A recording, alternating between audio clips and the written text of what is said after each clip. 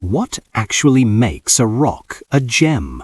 To a scientist, it's about chemistry. To a trader, it's about the money. If you want to succeed in the gemstone world, you need to understand both, but you need to live by the trade rules. Scientifically, a gem is just a mineral or organic material formed naturally with a fixed chemical recipe. But in the market, nature isn't enough. For a stone to be tradable, it must hit the 3 pillars: beauty, durability, and rarity. Without these, it's just a rock, but with them, it's an asset. Here's a pro tip that separates the veterans from the beginners. Color drives the engine. Beginners often obsess with eye-clean stones, stones with no visible inclusions. But a clean stone that is dull or pale will sit in your safe for years. Meanwhile, a vivid cornflower blue sapphire with minor inclusions will sell before you can even list it.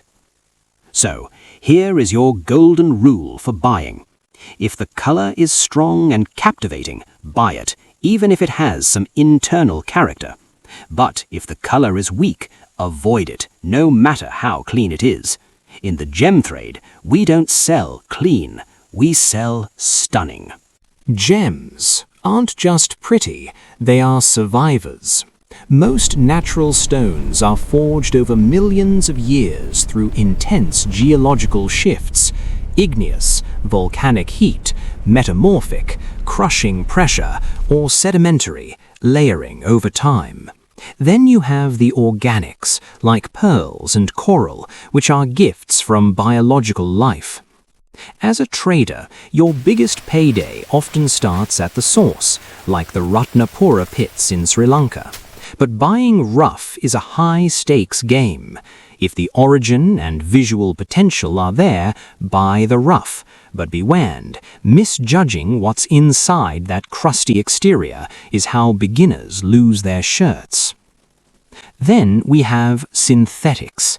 These aren't fakes, they have the exact same chemical composition as natural stones, but they were born in a lab in weeks, not eons. They are structurally perfect and very clean, but because they aren't rare, they trade in a completely different, lower-priced market. The golden rule is always disclose. Hiding a synthetic origin isn't just bad business, it's a legal nightmare. Finally, let's talk about the enhancements. Most gems on the market today are treated. Whether it's heat-treating a sapphire to pop the color or oil-filling an emerald to hide cracks, these processes are common. Heat is generally accepted, but it must come with a price adjustment. If you pay unheated prices for a heated stone, you've already lost the trade. When you're at the table, natural and rough, high risk but high reward if the potential is there. Synthetic, clean and cheap but must be disclosed. Treated, acceptable for the mass market but never pay a premium for them. Why is a tiny pebble worth more than a house? It's not just because it's pretty. Gemstone value is driven by 4 forces: beauty, rarity, durability, and most importantly, cultural value. A stone is only worth what the world believes it's worth. In the trade, a name can be more valuable than the stone itself. Take the Ceylon sapphire.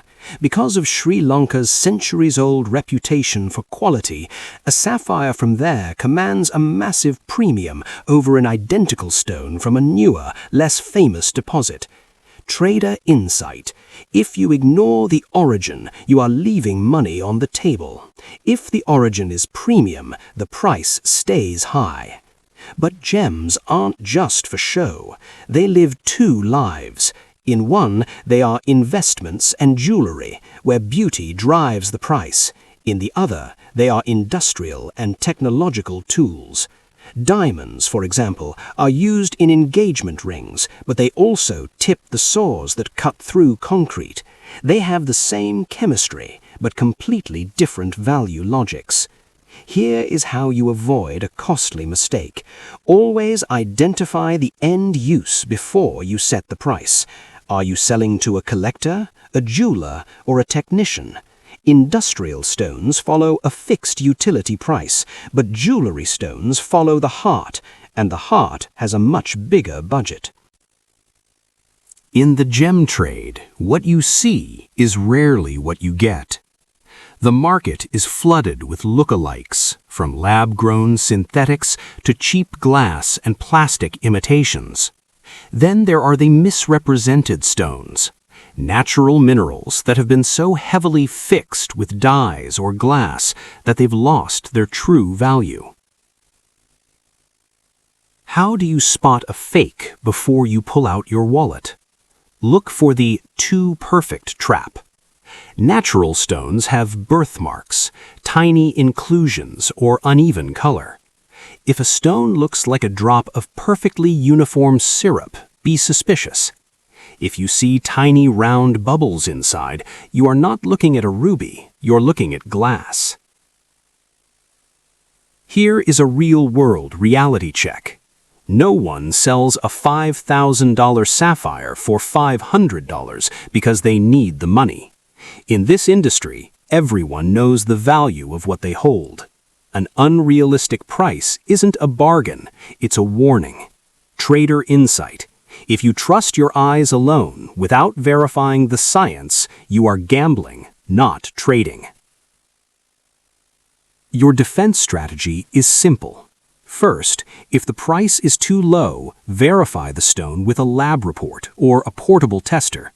Second, if you are still unsure and the seller is rushing you, do not buy. In the gem world, the best trade you ever make might be the one you walk away from.